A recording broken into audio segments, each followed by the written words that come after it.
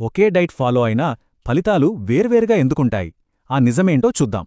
Diet work out రెండూ ఒకటే చేసినా ఫలితాలు మాత్రం చాలా తేడా. అసలు ఎందుకిలా? ఈ తేడాకి కారణం మన ప్రయత్నంలో లోపం కాదు, సమాధానం మన బయాలజీలోనే ఉంది.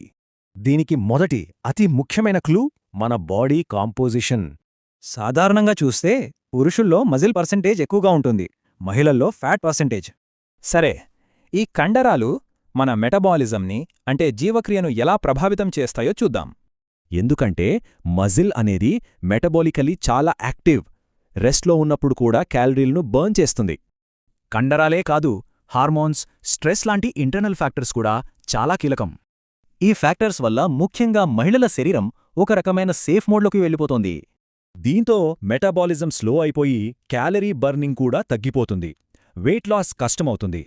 అందుకే ఒకే ప్లాన్ అందరికీ ఎప్పుడూ వర్కౌట్ అవ్వదు. ఈ బయోలాజికల్ డిఫరెన్సెస్ చాలా ముఖ్యం. అంటే తప్పు మన శరీరానిది కాదు, మనం ఫాలో అవుతున్న ప్లాన్ సరైంది కాదంతే.